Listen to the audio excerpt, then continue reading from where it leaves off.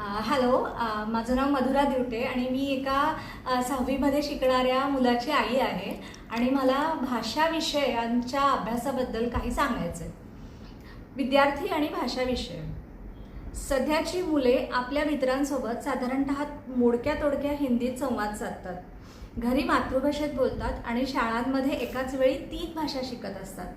या भाषांची लिपी वेगवेगळी असते, त्यामुळे वाचताना लिहिताना मुलांना ते अवघड जातं. त्यांचा अभ्यास घेताना पालकांच्या नाकी नऊ येतं. त्यात त्यांचे व्याकरण पाठ करणे म्हणजे महाकठीण काम.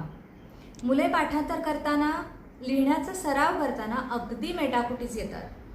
प्रश्नपत्रिकेतील बरेचसे प्रश्न हे पाठांतरावर आधारित असतात. या अडचणी भाषा आणि भाषाशास्त्र शिकवताना, पाठ्यक्रम आणि प्रश्नपत्रिका तयार करताना शासनाच्या शिक्षण विभागाने लक्षात घ्याव्या, जेणेकरून विद्यार्थ्यांसाठी भाषा विषय शिकणे सोपे व्हावे. जसे की प्रश्नपत्रिका या पाठांतरावर आधारित नसाव्यात. पुस्तकातील भाषा ही त्या मानाने सोपी असावी, कारण खूपच अलंकारिक भाषा ही मुलांच्या अंगवळणी पडत नाही. त्यातील विषय हे आजचे असावेत. मुले जे काही पाहतात, आसपास पाहत असतात, त्या संदर्भात ते असावेत. आपल्या भाषा आपल्या पुढच्या पिढ्यांमध्ये टिकून राहाव्यात, यासाठी असे प्रयत्न करणे गरजेचे आहे.